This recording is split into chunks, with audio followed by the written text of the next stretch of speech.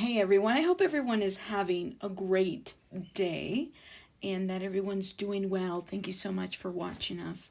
Hey, today we're going to get started with this Cardi B and TashaK lawsuit.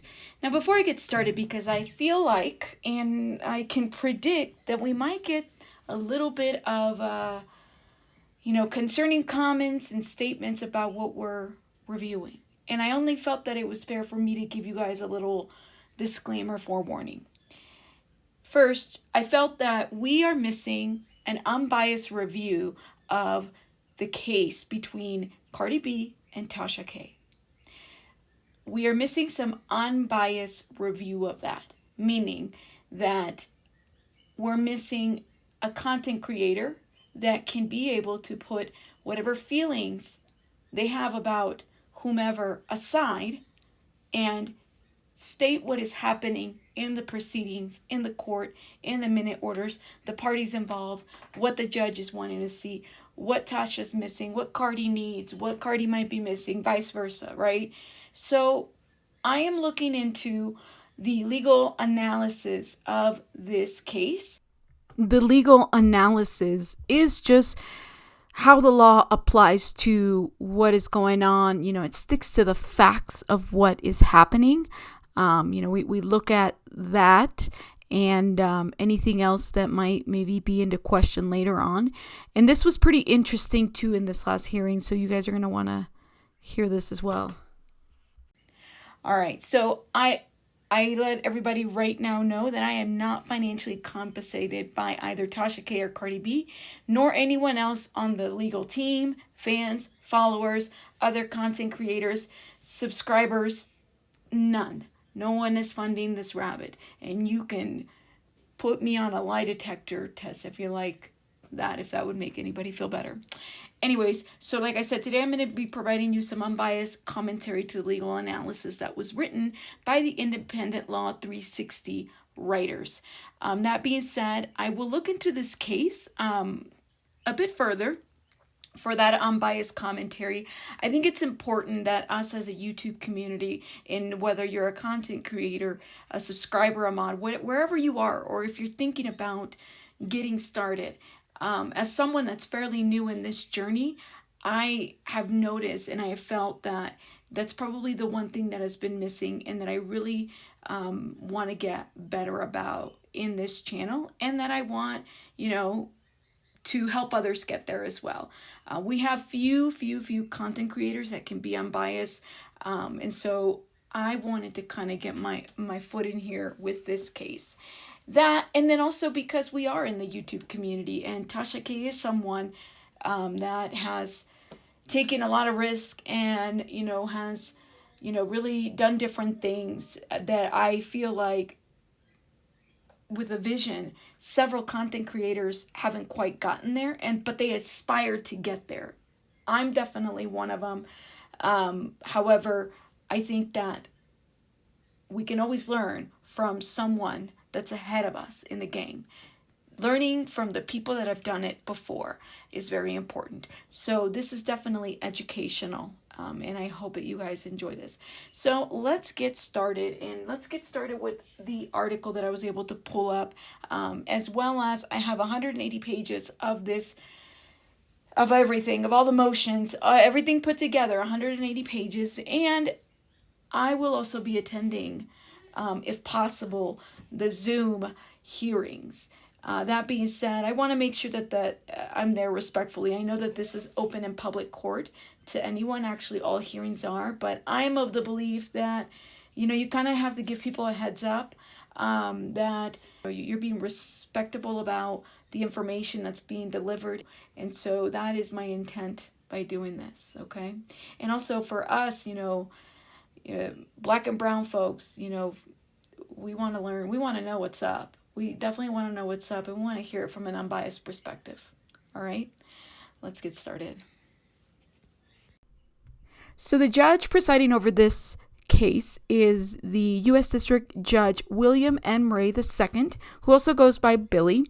His information can be found in the Georgia U.S. Appeals website, which will be linked in there.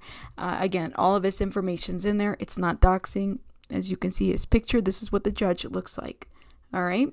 And so then Cardi B has a team of lawyers. Let's go over to her lawyers. She's got a team of lawyers. I mean, 4 of them are showing up in the petition, and they're all entered in there as well. The one that showed up to this last hearing, her name is Sarah Matz. All right. So it's a pretty prestige and pretty huge law firm. It looks like they do a lot of maybe collaborative work between the partnerships in this law firm. So that would be for Cardi B. And TashaK. TashaK has the attorneys, and I believe she's had them on her channel before. So we have Sadir Sabak, and then we have Olga Izmailova. So both of these attorneys, their law offices, they are a criminal defense team, and they are based off of Atlanta, Georgia. It looks like it's just the both of them. They're a pretty small team. However, they do have some really good recognitions as 10 best law firms with client satisfaction, higher rankings. So they're a pretty good law firm office. I mean, they seem pretty reputable as far as attorneys go. So I think that we have a very, very good even playing field as far as attorneys. Even though you might have an attorney that might specialize, say, in criminal defense, they can also specialize in other areas, such as immigration law. Sometimes you can reach out and partner with other attorneys to help you, be advised on a case. You don't necessarily have to be an intellectual law attorney to practice in that area. If you specialize in other areas, it's okay to develop that other area or seek other support or supervision by an attorney that is specialized in intellectual property law. All right, so let's get to this article. So a Georgia judge, and the article is titled, "A Georgia Judge Rips Unprofessional Attorneys in Cardi B Slander Case." Okay. So Law 360 writes that a Georgia judge told attorneys defending TashaK against defamation claim brought by Cardi B that they should be embarrassed by their wholly unprofessional conduct and should encourage their client to settle. So this was the first couple of sentences of this article, basically saying that the judge is encouraging TashaK to settle. All right. Now, part of the reasons why this judge was pretty upset, and it again says it on the second paragraph, there was a failure on behalf of TashaK and TashaK's legal team, to file a timely response to the motion of judgment summary on the claims that she was defamed by Tasha. Okay, that Cardi was defamed by Tasha. And so this apparently really upset the judge. There was a countersuit, if you guys remember, where the countersuit was that Tasha received several threats from Cardi B, and so that caused her some distress. Judge Ray said that Tasha and TashaK's team had asked for extensions to respond to Cardi B's motion, which he denied. The judge denied the extensions. He said that it made it even more aggravating that TashaK's attorney then filed a response several days late without any explanation, for which he was profoundly disappointed. Again, the timeliness, and it's always going to depend by the judge that you have and who's sitting on those cases. Sometimes the judge can really make or break a hearing. Okay, so and he says, and I quote, Judge Ray says, and I quote, "I'm not going to punish the parties for what I believe to be representation below the level of any competent lawyer," he said from the bench on a 5-hour-long hearing. "I think that the defendant's counsel should be embarrassed about it, and I think it's fair that their client know that." All right.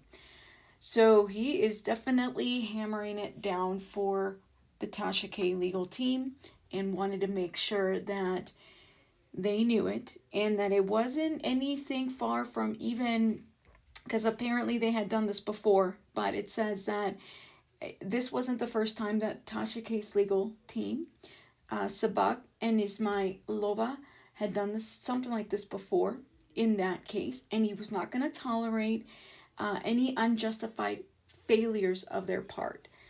And so he felt that he was going to look into the state bar to determine whether the defense attorney should be reported for professional misconduct. All right, so Judge Ray set a September 13th trial date in the case while taking under consideration that Cardi B's motion for partial summary judgment on her claims that Tasha defamed her and intentionally caused her emotional distress. Now, Cardi also sought judgment against the counterclaims that Tasha made of civil assault and intentional infliction of emotional distress. So Judge Ray said that he have a ruling on the motion in May. All right, slated the case for trial. He took issue during the hearing with aspects of Tasha's defense against the defamation case. He said the notion that Tasha published videos about Cardi because the singer was trying to set her up for a defamation claim sounds ridiculous. If there's a trial in this case, I hope Tasha has a better story than that, because that makes no sense. There needs to be a serious evaluation of your case. Judge Ray told the attorneys for TashaK, if you just look at the evidence, there is a much greater probability if this case goes to trial, the plaintiff is going to prevail. There certainly is more money on the line for the defendant than I think for the plaintiff. All right, so let's talk about what a summary judgment is. So LexisNexis, which is not a free resource for people. There's a free trial. You can try it out if you're really interested into looking into cases and laws and stuff like that. But the definitions for some things you might be able to find there freely and use, freely for yourself. But LexisNexis, which is a really good resource because it's a resource that several law schools and several legal people use it. So a summary judgment occurs in civil cases. One party wants to move to a court decision without a trial. Okay? That only happens, however, when the two parties agree to the critical facts of the issue and the law allows summary judgment based on the undisputed facts at hand. When a motion for summary judgment is granted, it indicates that there is sufficient evidence to declare one party the clear winner. In other words, the judge has reviewed the disputed facts of the case, along with any acceptable evidence provided by each party to support their argument, and sees no point in having a trial. The judge will then rule on the case based on the facts and evidence. A summary judgment can often be beneficial as it potentially skips a lengthy and costly court trial. Oh, okay. So I wanted us not to be confused about summary judgment. Summary judgment doesn't mean that a case is over, that it's ending, that we're done. I mean, it doesn't mean that anything or anyone has quite won. Especially when they're just entering, right? Like, it has to be granted in order for anything to kind of happen, all right? Now, that doesn't mean that the judge, he's going to be reviewing Cardi and Tasha's situation. He'll probably pull, the history. It sounds like based on this article, he was fairly frustrated. The thing about judges, and I said it before, a judge can make or break a case. Judges, it just really depends on who the judge is and how things go. If Tasha goes to a trial, which again, that is her right and her decision and her discretion, and I'm sure that her attorneys are advising her the way that she needs to be advised, whether she wins or lose, whatever. We never know what a jury trial is going to look like. Okay, so I have been a juror before, and I've sat in jury trials, and I've been in court several times, and I have been in situations where you're thinking that the jury's going to go one way and they go a different way. You just never know. And so it is reckless for us to say that dead set TashaK has lost. We just don't really know. We need to figure this out. The judge does sound like he's very frustrated, but you know what? It's not the only, it won't be the first attorney and it won't be the last attorney that pisses the judge off. I've seen it happen. I've pissed off a couple judges in my time as a rabbit. It does happen. And it doesn't feel good, right? And I've seen several judges berate clients, and I've also seen several judges make a lot of mistakes in cases. So it's hard to lay the cards down and say, Tasha, you've lost. Cardi, you've lost. Tasha, you won. Cardi, you won. You can't. You really can't. I think that it's best to just go about this a little bit unbiased and see things for what they are and where they're at right now. It is too early still to figure this out, even though this has been an ongoing process. I'm sure that both parties, Tasha and Cardi, are exhausted by all this legal stuff. I'm sure that there is this feeling of wanting to move on, but if the parties feel like they have enough, okay, regardless of whether they delayed before or not, it doesn't really matter, right? Like, you have the right to a trial if you need it, okay?